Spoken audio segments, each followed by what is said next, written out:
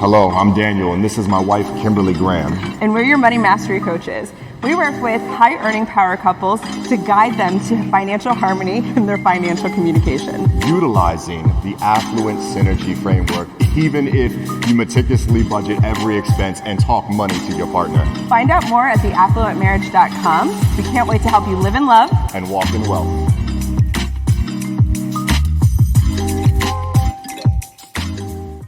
All right. Welcome everybody to Better Together Tuesdays, hosted by the Affluent Marriage Podcast. Wonderful Tuesday. Guys, I'm loving this. And I love that we get to talk to different power couples and just have conversations. It's a good time. Yeah. I don't know if this is like a secret, but we're extroverted. So this is just a good time for us. Like, I love talking to people, and a lot of these people, and I don't. So it's like a learning experience for me. So I love it. I love meeting new people. It's great. So I just want to put this out there. If you are a power couple out there and you're watching this and you're like, I want to be on this podcast, DM us, hit us up.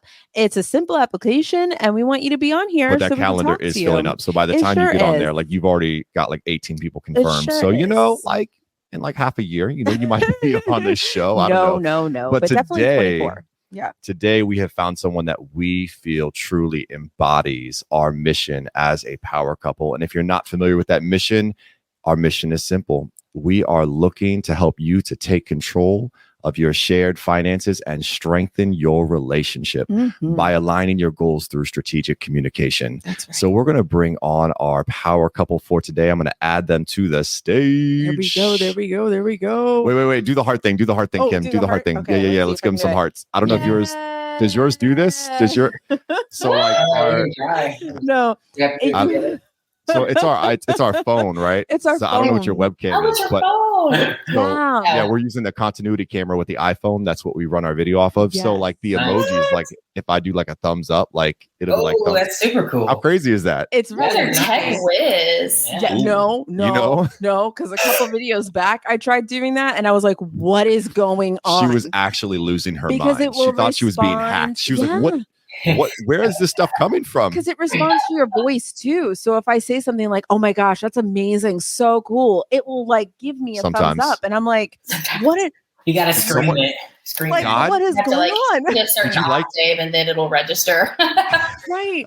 So then I figured it out. And apparently it was an update on the phone, which is we use it as our camera because it's way better than the Mac camera. But anyway, that's neither here nor there. Welcome to the Better Together. What's going on with our camera? We're looking kind of rough, but you look amazing. You look amazing. That's right. Yeah, Josh has got that beard, man. I'm telling you. Yeah, he already got a beard compliment, so he's thriving. Yeah, now I'm feeling it. Yeah, no, I'm growing mine out for the winter, so I'm trying to grow it out. So when I trim it, normally I do like a 4, and now it's at a 6 now. So I'm going to try to get it to like an 8 on the clip when I trim it. So yeah. No shave November. That's true. I've already shaved. Pretty much don't shave ever. It's always just a little trim. Really? Yeah. Or something.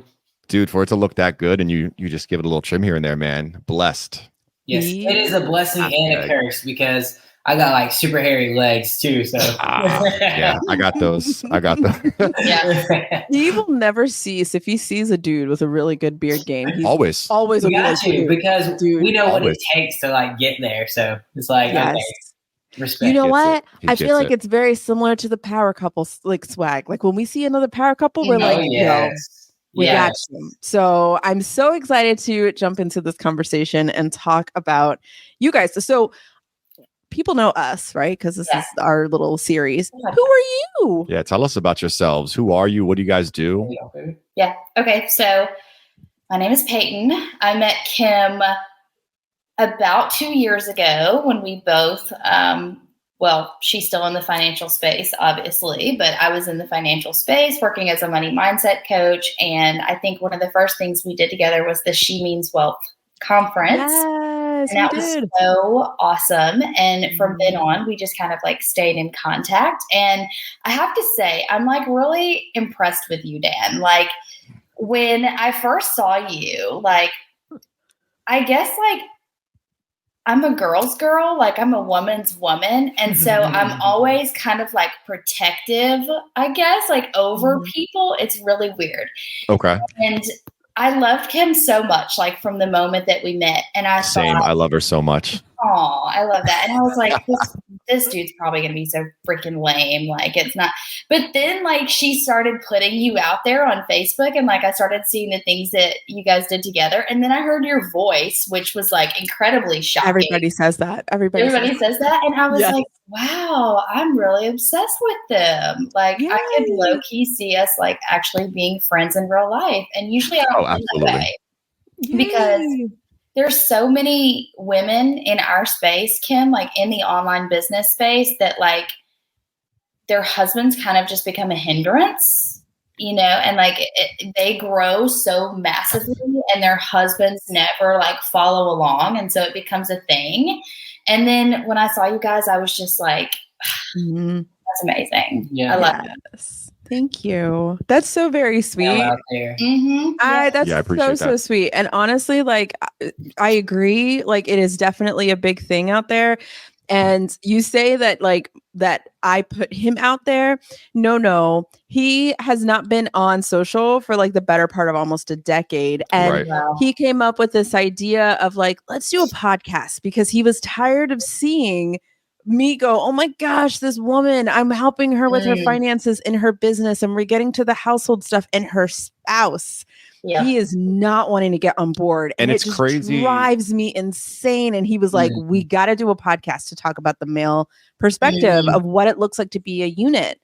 And what's crazy to me is like, not only have you seen that and said that, but like Peyton was describing that too. Like, what is it with like these households and like the division between like when someone's trying to get on board, the other one's like, whoa. Like, I've been holding it down for so long and like things have been good. Like, why are you trying to step on toes now and like shake it up? It's just wild to me. It's just wild. Like, and I think it doesn't even happen just with money. Like, it happens in your instance because you see it a lot with money. But like on my end, like going through marketing and like business coaching and working with people growing their businesses, it happens on that front too. You know, they start trying to step out of their comfort zone or do something new or be successful. And it's like their husbands don't want to come along with them. So I've had clients like that where they're like, they hit that stopping point of growth.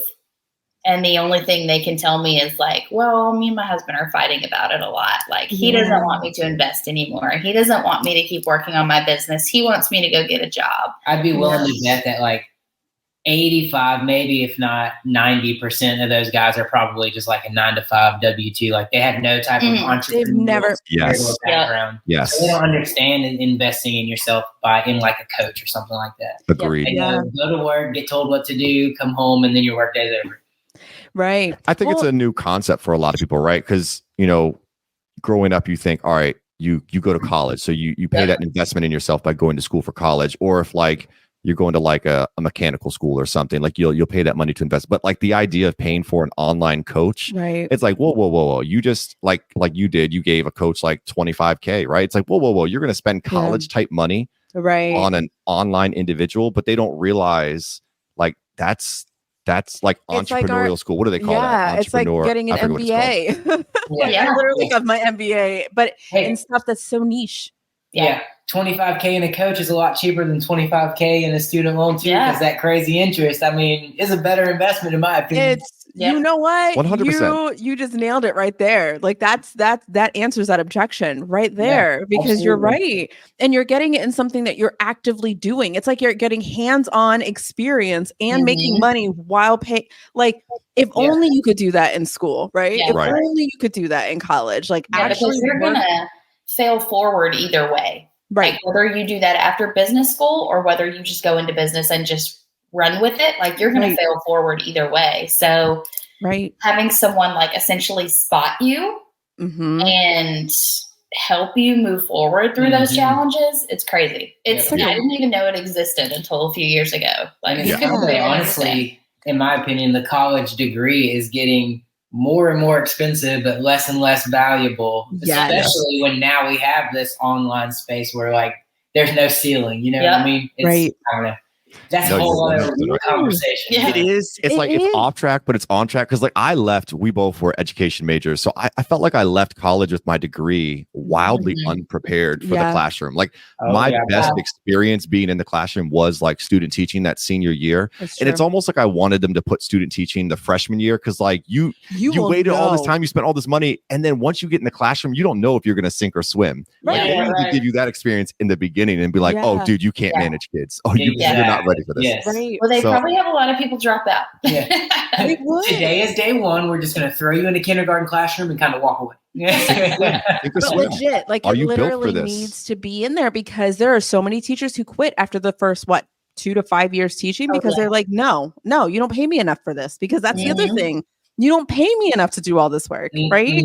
Yeah. And oh my gosh, my point so is much there. The hands-on teaching, the hands-on experience is so valuable. And with online coaching, that's what you're getting. Someone is like walking with you hand in hand in that space and helping you build your business. And they've already been there. It's not like they're book smart. They've already experienced it. They've already seen all the potholes. So when you are working alongside a coach who has they've already seen the end game, right? They're able to say, hey, that's a pothole. Come over here. This is how you're going to pivot to get to your desired goal. You're going to get there even faster in your desired goal. So I 100% agree with you. Like there's a whole rift there. And I'm so glad that, again, that goes back into the power couple dynamic. When you can recognize that instead of being threatened about because I think there is a little bit of protection that comes from that. Like, I want to protect you. I don't want you to make a mistake because what you don't know, but it's like that. It comes out as I'm threatened by what's going to happen when you learn, or I'm threatened about what's going to happen when you have this new perspective. And it just needs to be more education around it, honestly. So I'm glad we went down this little rabbit hole. That was absolutely. A great conversation. Okay. Remind me. So who are you? Yeah. Is where we were. I know who you are, but when we got off on a tangent while Peyton was introducing herself. Did you want to add anything else about what you do? Please remind the listeners. Yes. Sorry, so listeners. Technically, I am now a business coach and brand strategist. Money mindset work is a huge piece of what I do still in business coaching, because I really don't think that you can have a successful business without doing that work in some capacity. But right now, what I'm working on is really just helping solopreneurs that are having a hard time with their marketing, just really simplify how they're doing their marketing, base it on buyer psychology, and teaching them how to create more compelling marketing. Because I know that this is another tangent, so I will not get off on it. It's okay. Take the whole highway. I'll just tell you a little bit. But things in the online space are changing. And it's no longer enough to just show up and say, hey, this is what I do. Do you want to buy it? You have to give people a compelling reason to buy. And so many people are having to go back to those brand foundations where they're clarifying their messaging and making sure that they really are actually positioning themselves as someone who's actually needed. So that's what I do now. I love it. Oh my gosh. That was the perfect tangent. Honestly, we needed to hear all of that because it really just gives you a whole round 360 version of where you've come from and where you are now. And I think you're super valuable and you're right on. Joshua. Yes. Can we call you Josh or Joshua? Wait, hold on. Josh? Is it Jay, Joshua? Joshua. I prefer Joshua, but Josh does not hurt my feelings. So if you slip up and say Josh, don't apologize and do anything. Okay, cool. Good to know. But my name is Joshua. I am a realtor. I also have a W-2 job as a massage therapist. I don't have a whole bunch to say like Peyton did about what all they do because that job is kind of self-explanatory, realtor and massage therapist, right? Yeah. But I will say, kind of going back to the husbands being supportive, I think the main reason that Peyton and I work so well together, like being supportive of one another, is because we started our entrepreneurial journey together. I don't know if we can say names of businesses, so I'll just say, we started with a big name MLM together, and that's kind of how we grew to learn each other's strengths and weaknesses and work together and be supportive. And I think that's why it's easier for me as a guy to be okay with her success and kind of how much more awesome she is than me at entrepreneurship. Wow. Oh, sweet. So what I thought you were going to say is that you support her by giving her massages. Right. That's where she's honestly a weenie. She can't. Everyone always says that. Like anytime that I tell anyone that he's a massage therapist, they're like, "Oh, so you get massages all the time?" And I'm like, "No, nope." Like, do you come home like from your job as a receptionist and answer your husband's phone? Like, no. Like, he's done at the end of the day, and he always makes sure to tell me that. And then if he doesn't reluctantly, I always still rub her shoulders. It might take her 10 minutes of like badgering me, but yeah.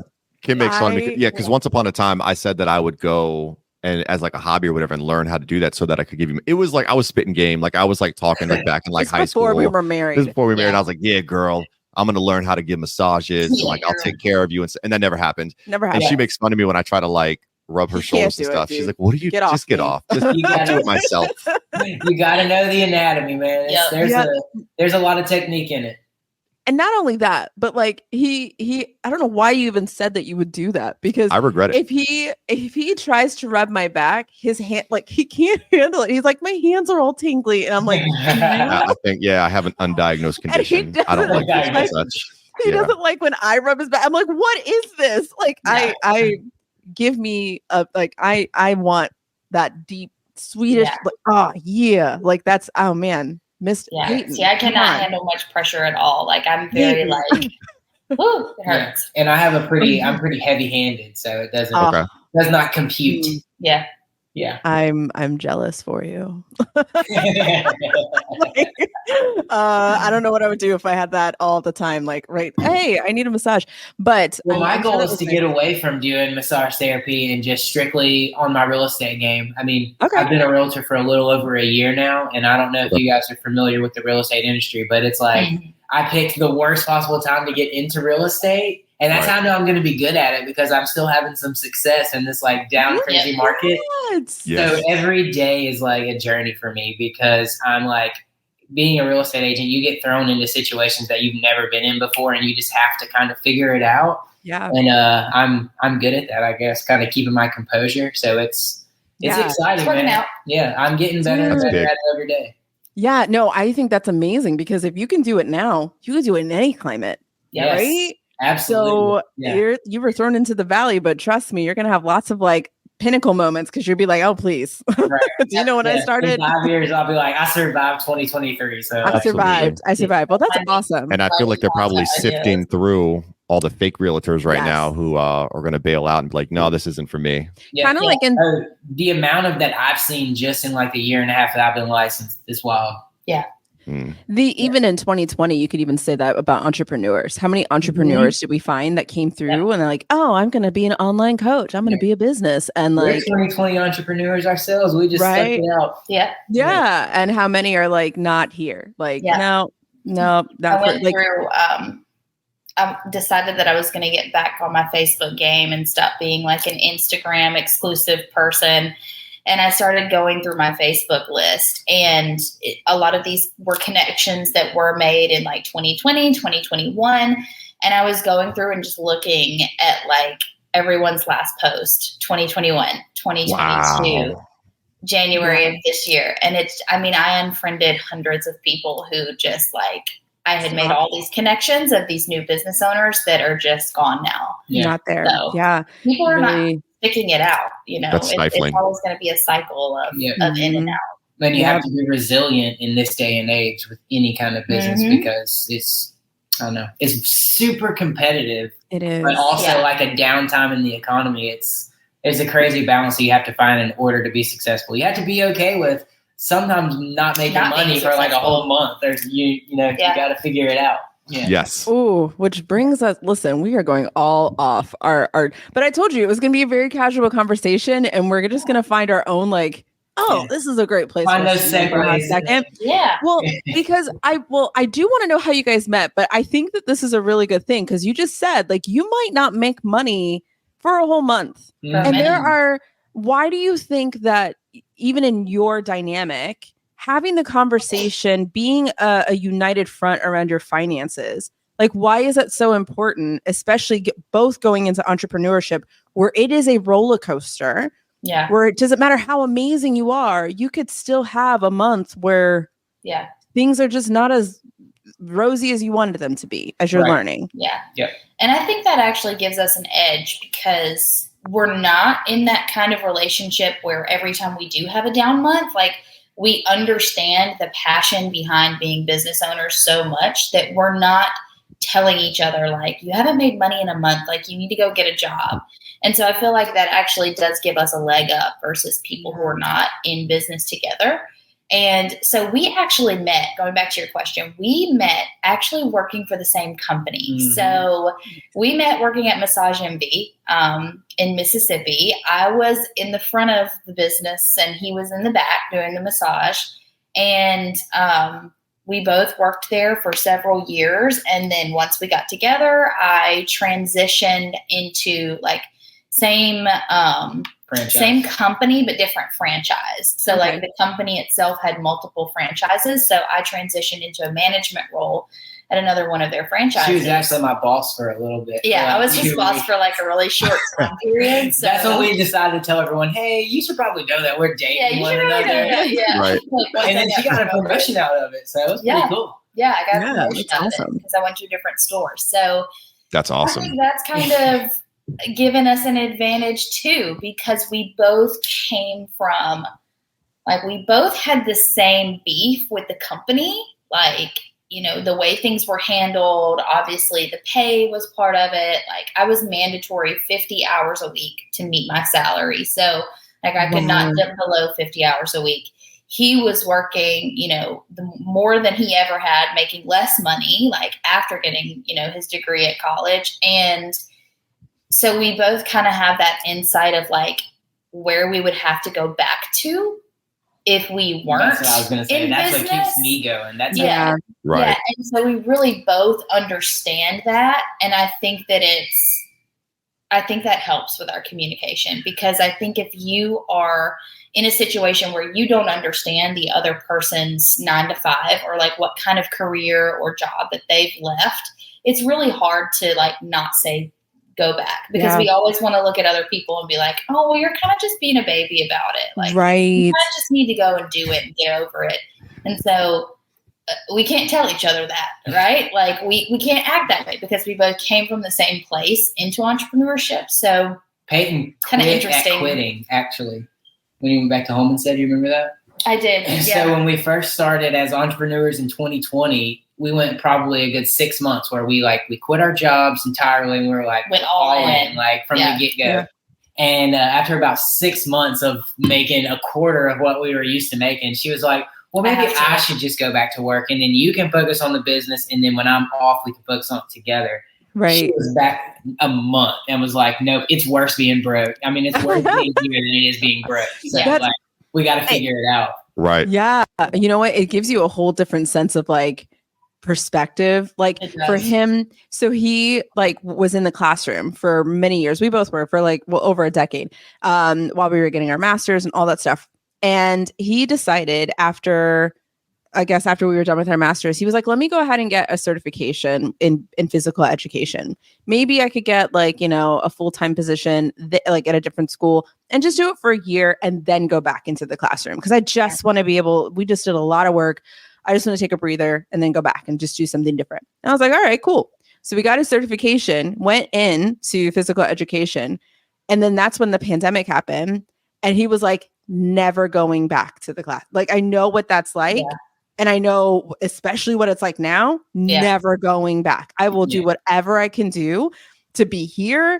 And now with the business on top of it, he's like, we will do whatever we got to do to like build this business where it needs to be. But until then, this is good, but I'm ready to like dive into this new venture. But yeah, I get you. Like, you're just like, nope, I know what it's like back there. Don't want to do that. I'd rather be broke. Exactly. Yeah. Well, I mean, you have to just make smart decisions. Even when you're not making a lot of money, if you know what you're doing with the money you got, you can make it through. I mean, we've made it work. I'm all good with grabbing some great value if it means that I don't have to work a 9 to 5. You know, absolutely. I mean, it's all going to be worth it one day. So one day we'll walk past that great value, just balling and be like, get whatever you want. Yeah, whatever. Need the name brand cheeses, girl. Yeah. Yes. Yeah. I don't know. I don't think I can ever let go of that Aldi life. I love Aldi too much. I'm Aldi all the way. We just got one like 3 or 4 months ago, and changed my life.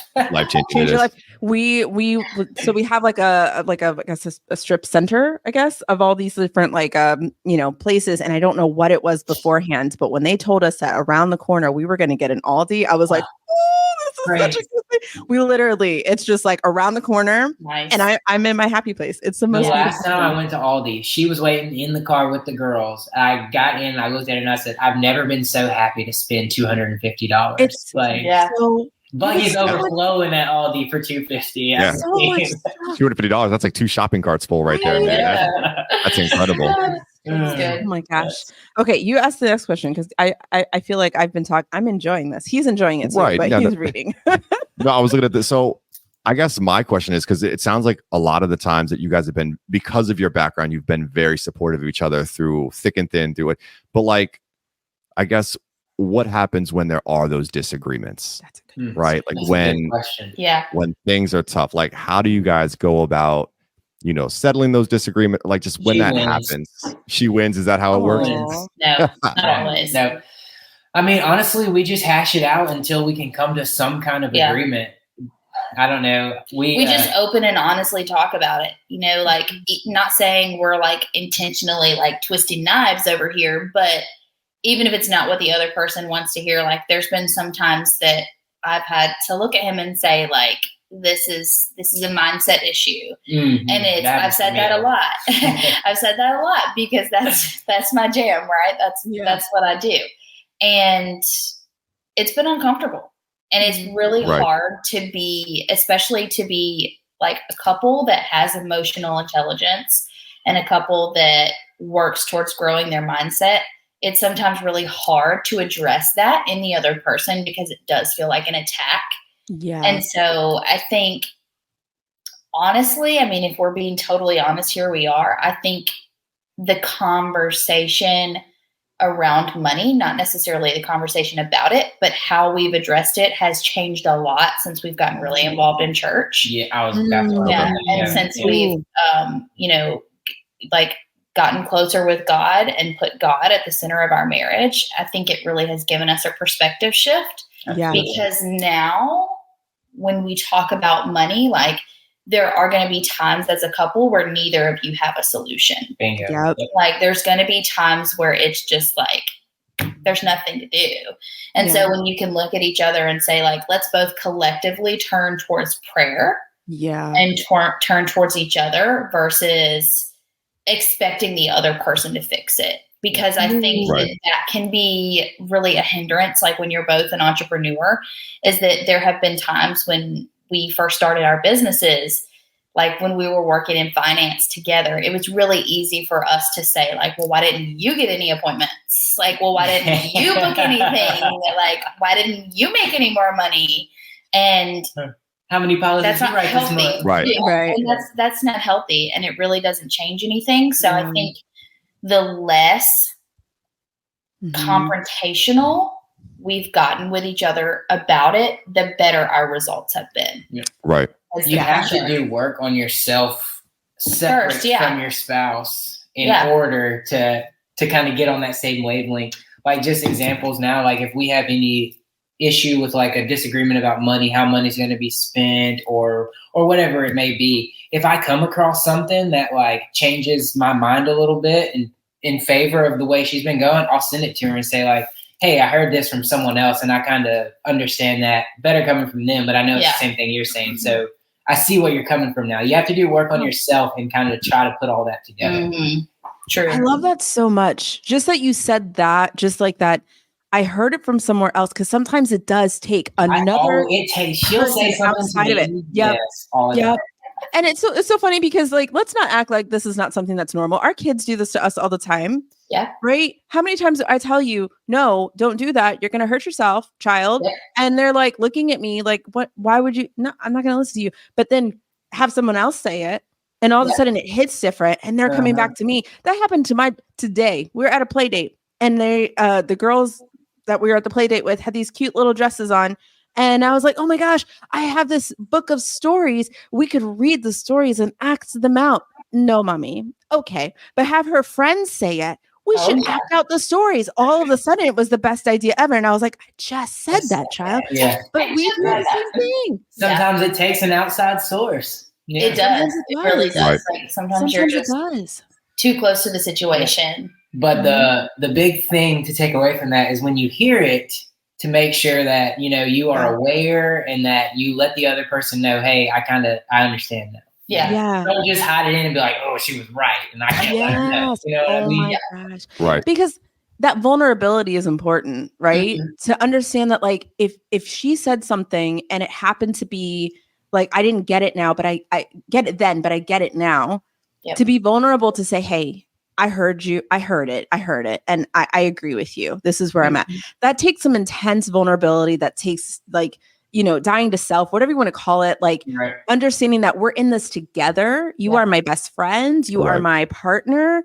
And by me grumbling and being like, oh, I'm so high and mighty and I need to do this to save my own perspective is not healthy. Yeah. That's yes. Ego is not, that's not healthy to either of us. For me, listening to that, like, you had your disagreements before, but something that changed for you was your faith. Right. And when you have faith in whatever your religion is, right, what's happening is you're taking those principles and those values and those beliefs and you're applying them to your relationship. And it's so important to have those ground rules and like that open and honest, that foundation. Right.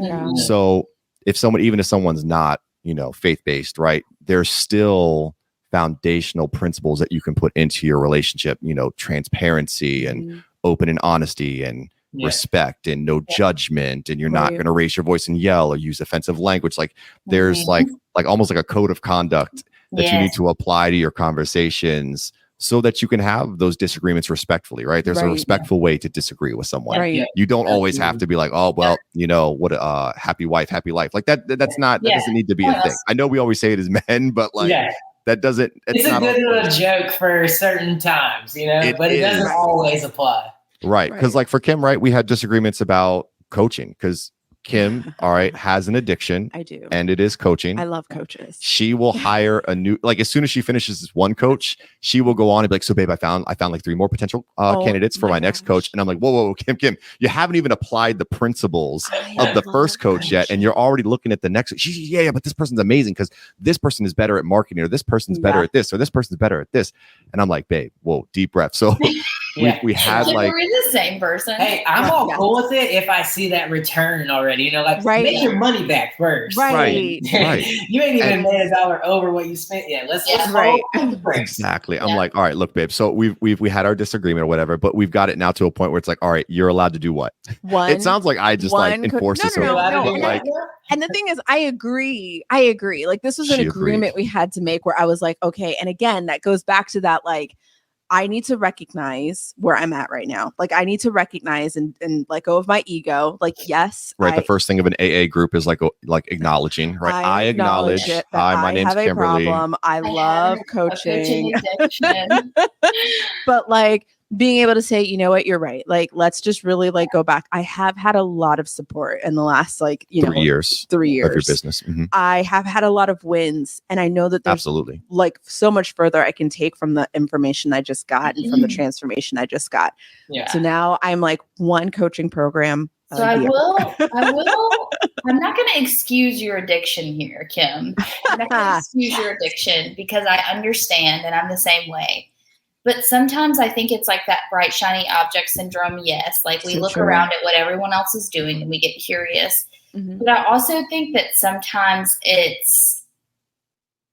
we've been kind of shamed, like in the online space. We've been inundated with all of these beliefs. Like I never had the belief as a person that if I was doing something by myself, I was doing it wrong. But when I stepped into the coaching industry, there was all this content that's just thrown at you. Like, if you're doing it yourself, you're never going to figure it out by yourself. And so you stand alone as an entrepreneur and you're like, well, if I don't have a coach, like I can't do this on my own, and that's not always the case. A lot of times, like right now, I've had to tell myself, like, as much as I really want to pay for a program or something like that, like I actually have enough information to take and grow my business.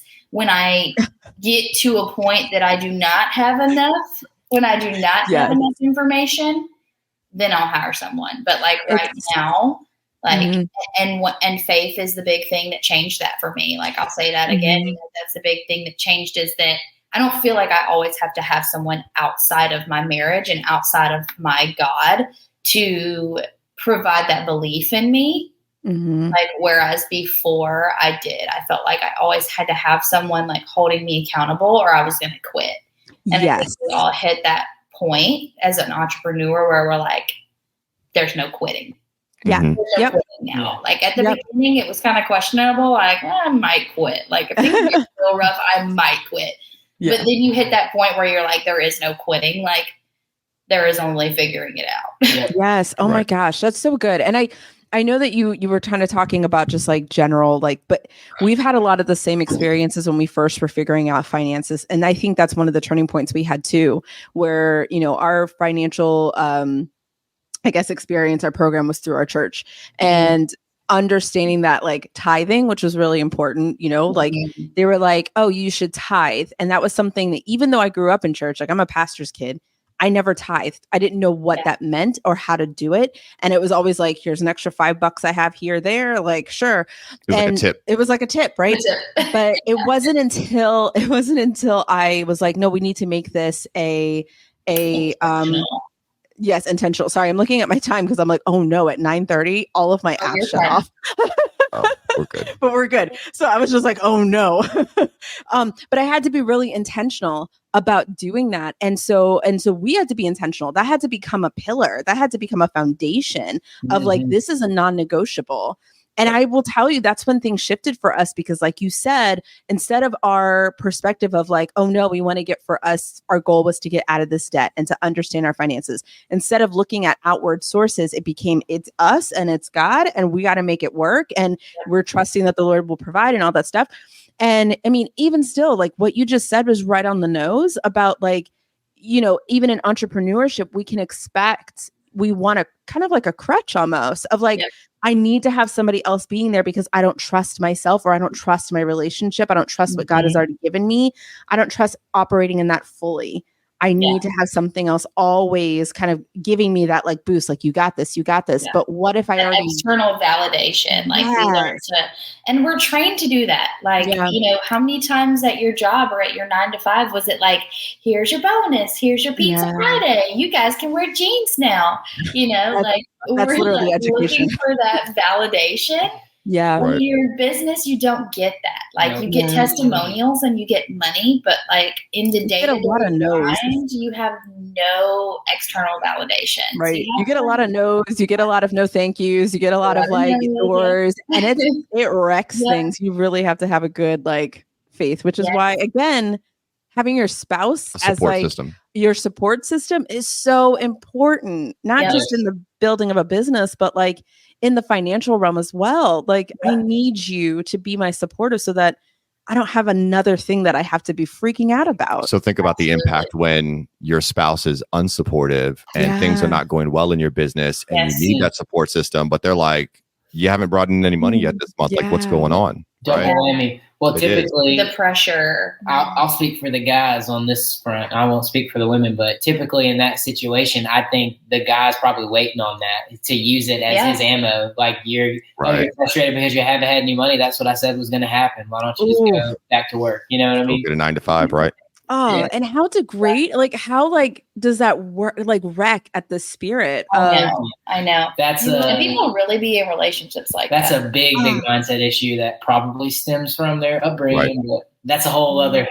It is. It is. But if we unpack that, like there's a root cause, right? There's an underlying issue. Like he's saying that because he has priorities and beliefs and values about money. So we have our master class about money languages, right? So that's why that's where we start, because everyone has like, they're like, he wants to bring in a consistent flow of money. Why? Because there's something that, you know, is a security. We were just talking about this last night. Yeah.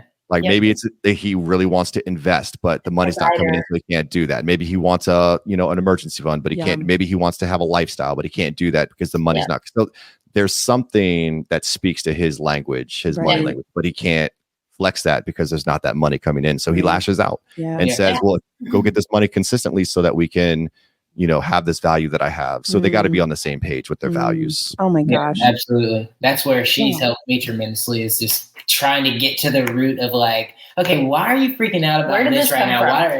She would like ask me question after question after question. We were driving with her and where we were going, and I'd answer her question and I'd be like a little aggravated, and then she'd ask another question. I'm like, where is this going? She's like, I'm trying to figure out where the actual problem is. And we figured it out.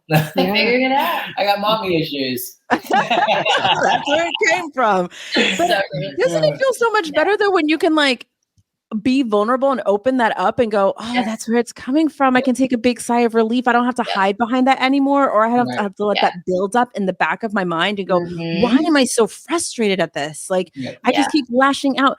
I have to do this with my kids all the time, like with parenting. Like, where is this coming from? I'm not mad at my kids. I'm mad at the way I responded to something. And I have to, it's that slowing down. Like we say this in so many things. You have to go slow to go fast.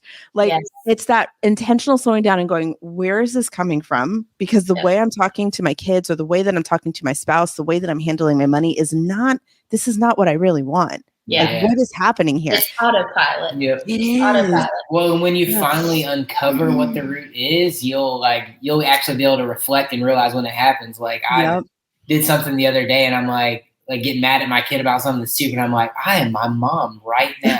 Like everything I hated when I was a kid, I'm doing it right now. Yeah. And then you have to uncover it in order to realize you're doing it to fix it.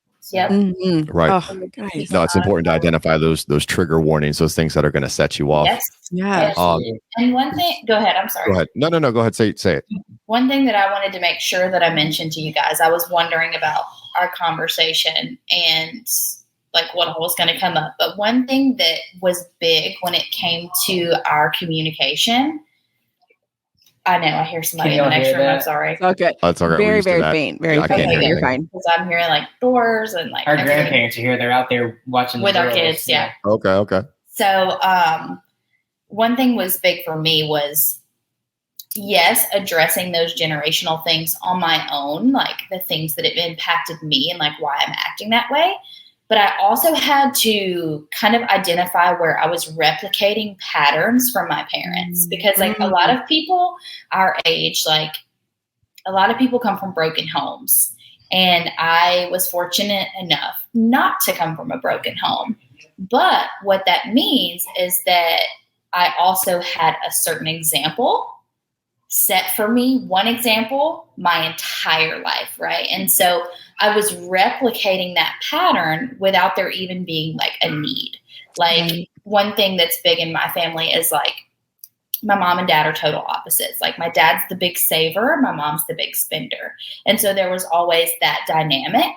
And even after working on my money mindset for months and months and months, I started realizing that even though I didn't feel that way, like I didn't identify with a spender anymore, I was still replicating those patterns when we communicated about it. Like I was still acting like there needed to be that secrecy or that protection there.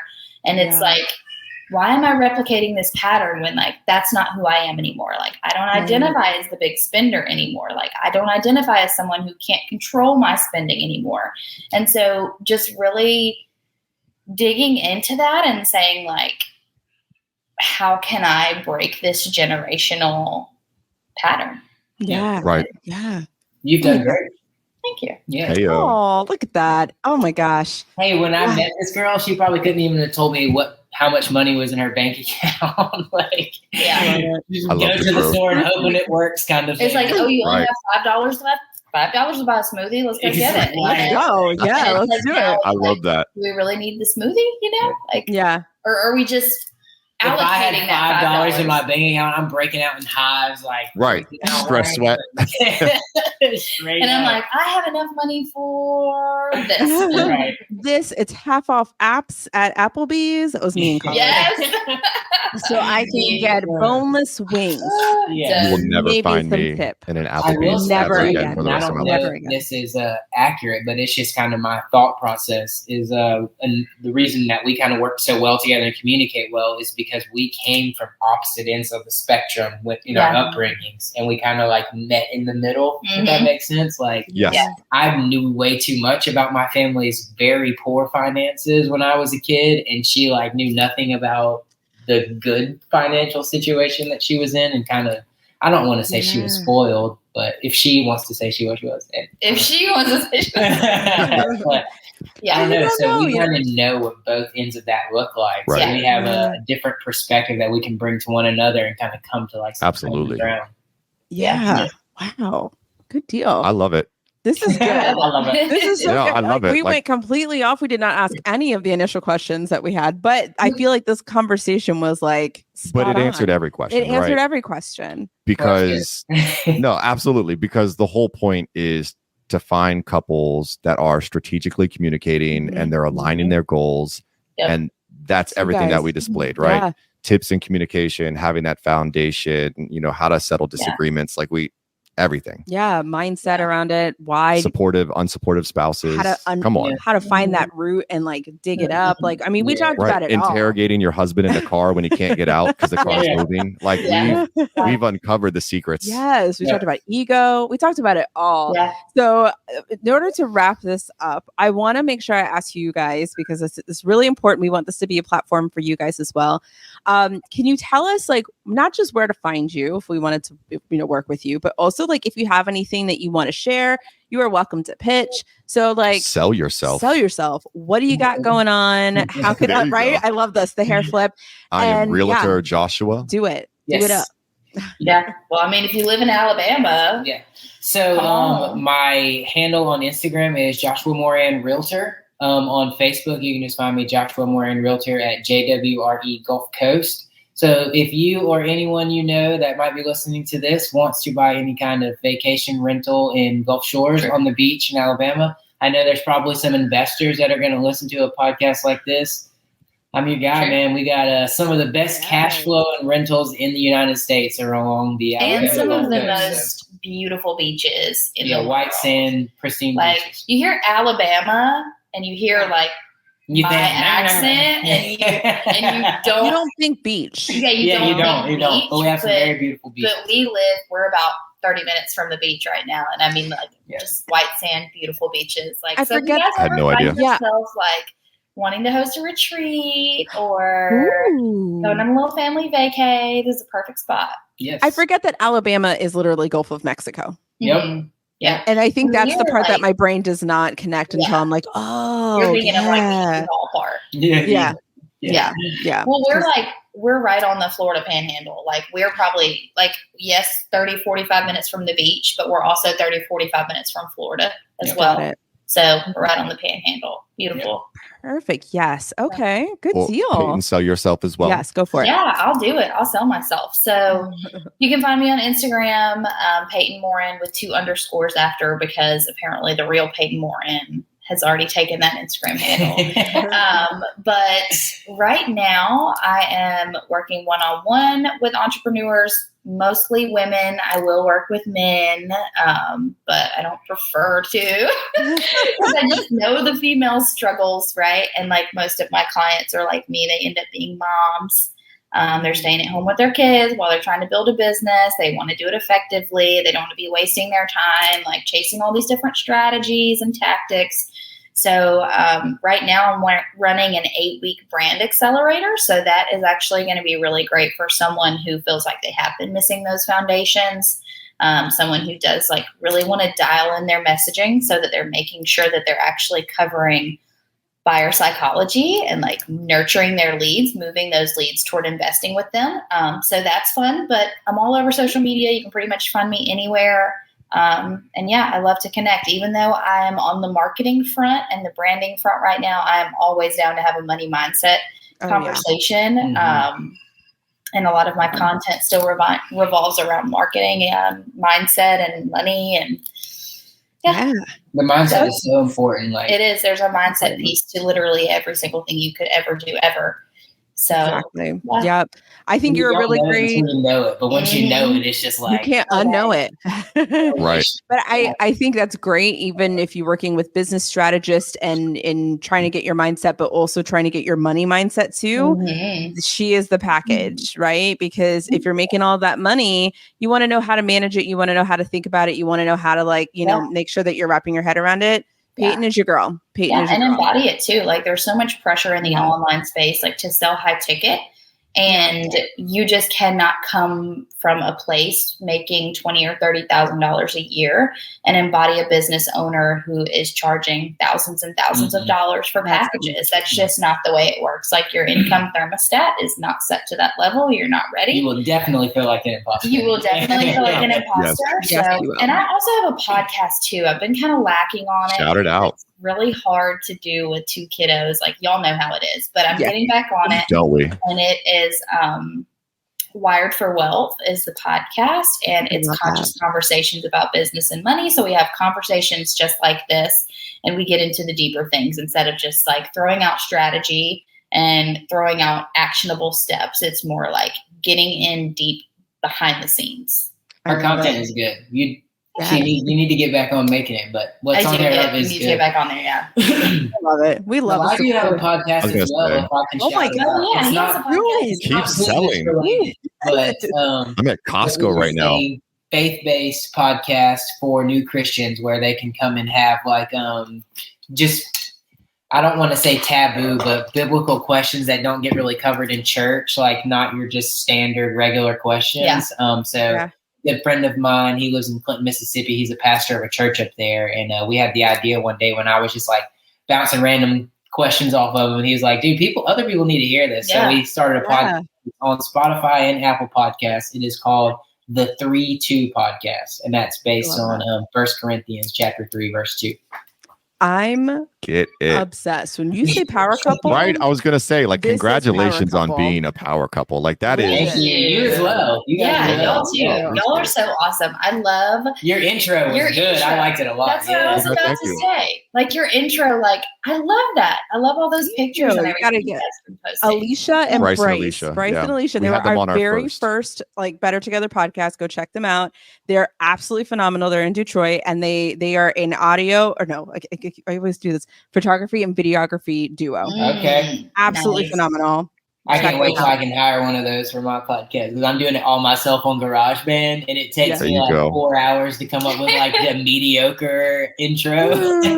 I mean, hey, we can talk about that too because we've got this podcast and all that stuff. iMovie, GarageBand, all that. Goodness gracious. Right. This was a fantastic episode. Yeah, thanks for having us. This is going to be so much fun. And listen, for all of you guys listening, you have a reason to go to Alabama. You have a reason to go to Alabama. You have a reason to go vacation. You also have a reason to learn more about marketing, money mindsets, real estate, podcasting.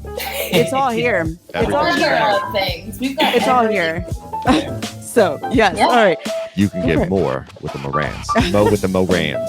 Oh, I like that. We might have to take that. I don't know. Like when we did financial stuff, it used to be money with the Morans. So it's so cute. We might have to bring that might come back up. You never know. So you can keep that one. That one was yours. You can keep that one. Yeah. In our back pocket. All right, guys. Thank you so much for coming on. Thank you for having us. Yes. Live in love, walk in wealth. Take care, guys. See you guys later. Later.